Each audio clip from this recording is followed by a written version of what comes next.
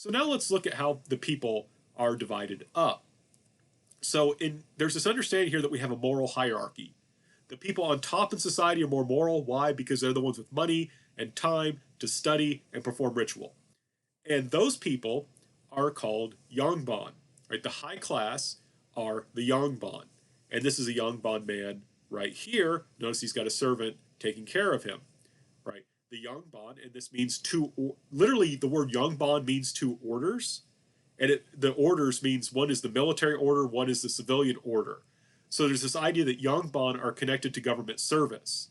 So remember we talked about how you're going to have a deal basically between the government and between high status people, where the government supports the high status people in their position in society, and the high status people serve the government.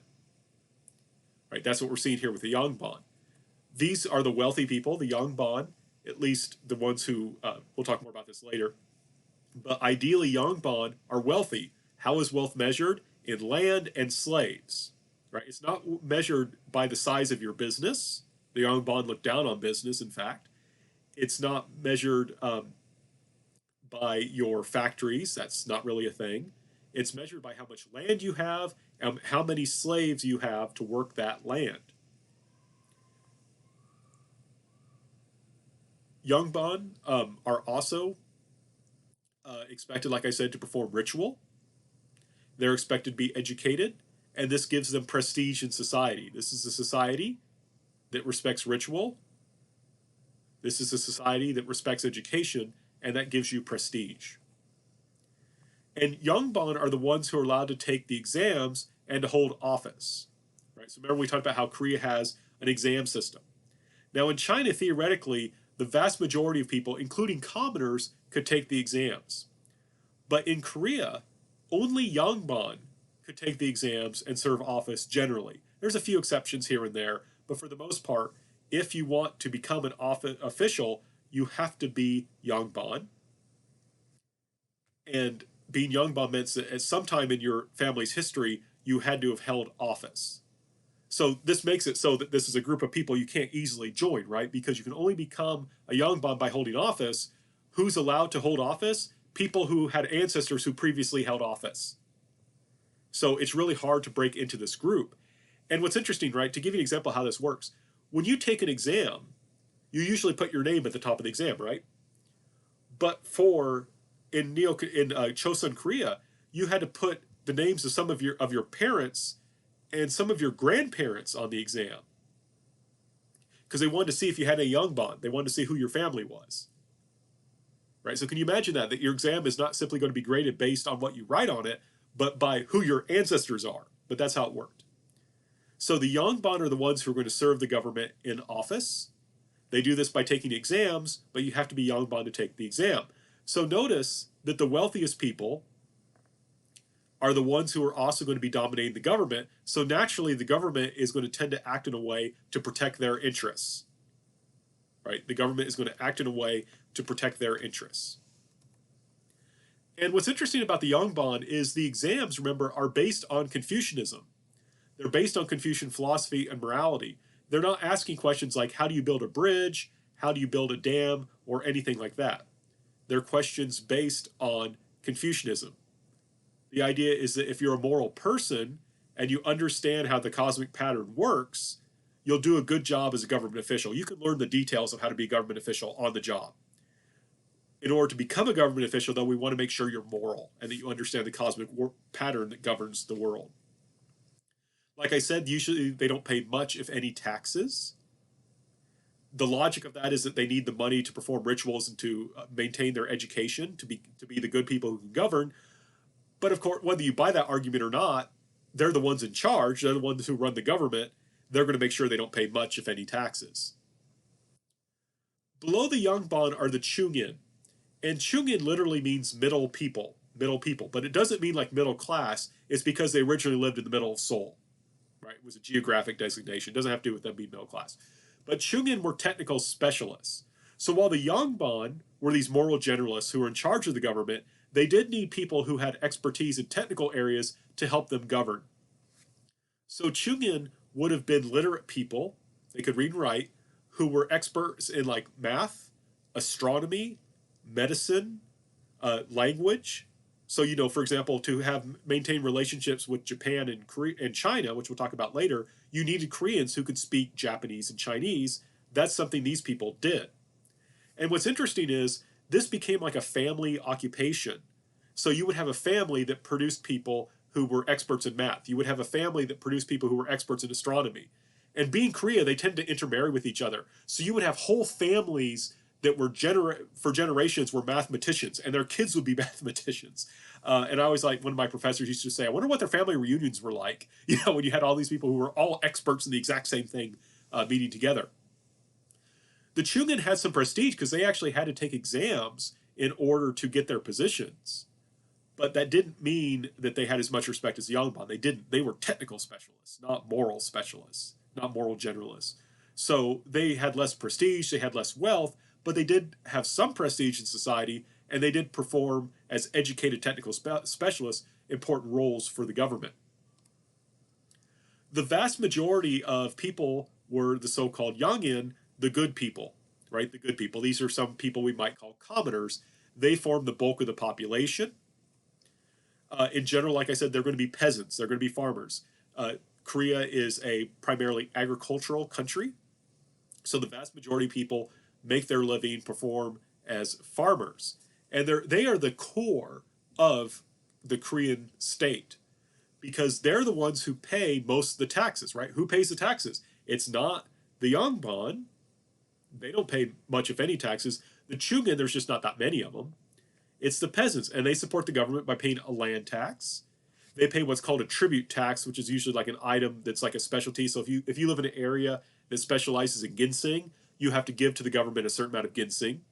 They also have to pay a military tax, right? Every able-bodied man was expected to pay a certain tax to support the military. And they also have to pay a labor tax, which is basically where the government can force you to labor without really paying you for a certain time of the year. So maybe there's some roads that need work. You would have to go work on those roads without really being paid. So the peasants are the ones who provide most of the resources to the government through these various taxes. In addition, a lot of them have to rent land from the Yongbon, so naturally they also have to pay rent. So these people often don't have very much money, but they are the bulk of the population. They're the ones that are absolutely essential, in particular for the government to function. Like I said, they pay rent and so help to support Yongbon. The Yongbon, this guy here, he's not doing any work. He's just watching other people work. He's just taking it easy. He may read a book. Where these men who are either peasants or slaves are working his land, right? Because a lot of the peasants, they don't own enough land to support themselves. They don't have enough land, so they'll actually work for the Yongbon. Below the good people, you have what are called the mean people. It doesn't mean mean like they're jerks. It means mean like they're base or low. Right? So and this would be people who perform jobs that were considered dirty. For example, butchers were considered mean people because they perform a job that's very dirty. Tanners, people who tan hides, basket makers. I think potters were also considered mean people. But these are people who have occupations that are usually considered kind of dirty and that make you impure. And they're below the good people. They still pay taxes and things like that. There's not as many of them, but they're kind of looked down on in society. Now, I mentioned this a bit ago, but it's important to note that there is slavery in Neo-Confucian society. And you can kind of see that this is an image from like a Korean textbook. And this is a Yongbon woman shouting at these slaves, make food, clean. You as slaves, you must work hard. You must work diligently. And this girl laments the difficult life of a slave. But so it's important to note that Chosun Korea had slavery. Some people have argued that it was so expansive that you could consider Chosun Korea a slave society, right? So what this means is some societies have slaves, but they're not a significant portion of the population. We would just call that a society with slaves. But when you have a society in which there's a large number of slaves and they perform a significant role in society, and it's hard to imagine society without them, we call that a slave society. So slavery in Korea. There were different ways you could become a slave. One was by committing a crime. And remember, because there's this idea of solidarity among family members, if your husband was like if you're a husband, a wife, and your husband is a high status official who's convicted of a crime, you might be sentenced to be a slave because of what your husband did, and your children might also be made slaves. Your husband's probably going to be executed. But sometimes people become slaves because of crime. Sometimes they become slaves because they're too poor to support themselves. They don't have any land. Something terrible happens to them, in which case they will sell themselves into slavery. And sometimes unscrupulous Yangban will just force people to be their slaves, especially during times of chaos. There will be attempts by Yangban to force the peasants around them to become their slaves. And one thing I want to stress, Koreans enslaved other Koreans, right? This is same ethnic group slavery, right? And you can see this is an image here from a Korean drama, kind of dramatizing this, but you can see these are Koreans enslaving Koreans. But these are the different ways you could become a slave. And of course, you could be born into it, right? The children of slaves were generally slaves. This is a status that stays with you. Slavery was both public and private. The government owned slaves, and then some slaves were privately owned. So, for example, if you committed a crime and became a slave, you would be owned by the government.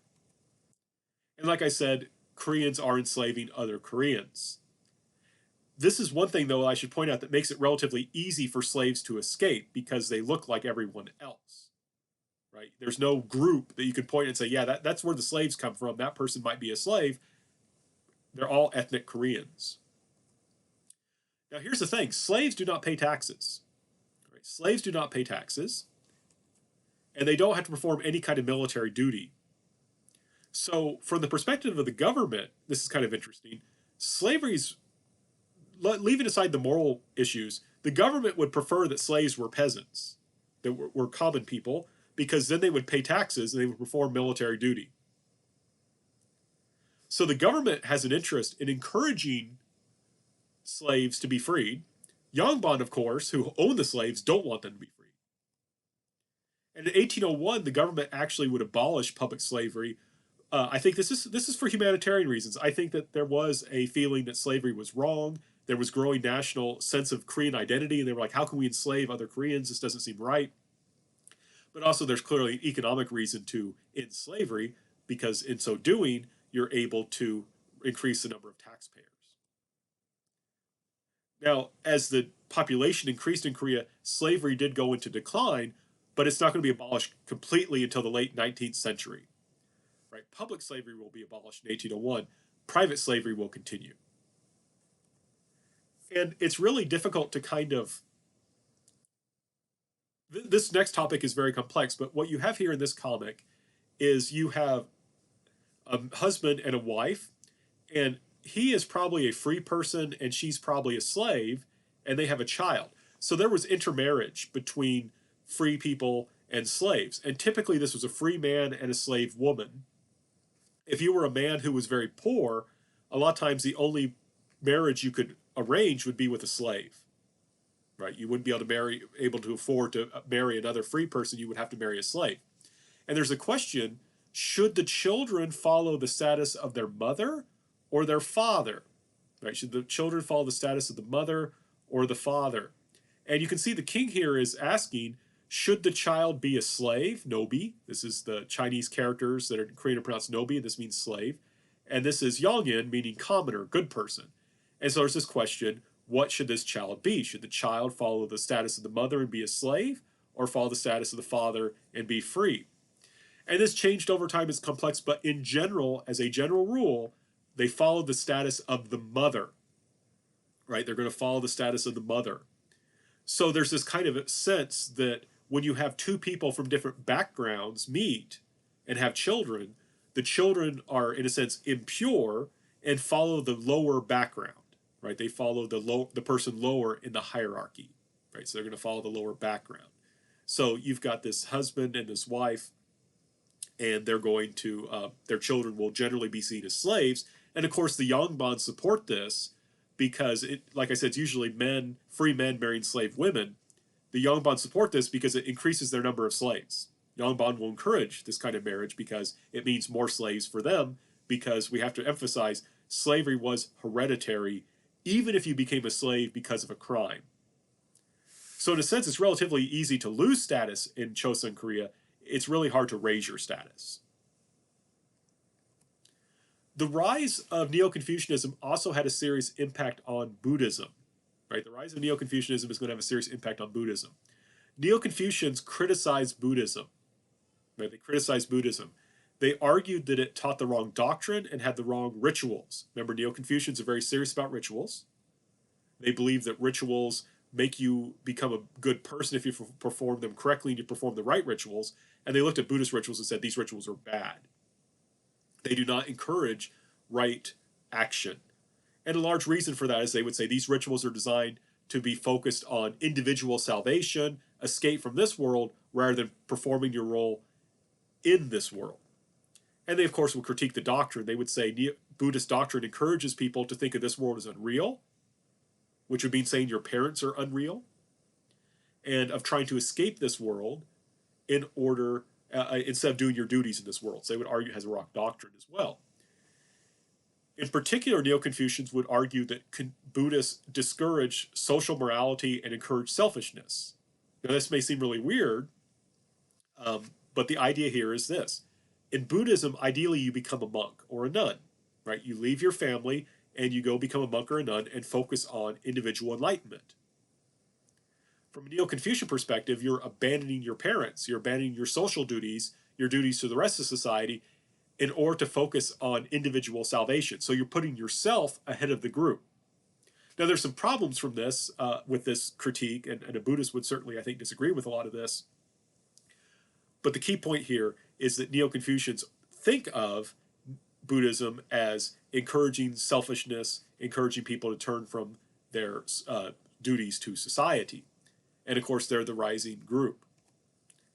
And they would point out that these monks aren't performing useful work. They would say these monks aren't doing anything to help society. They're not farming, for example.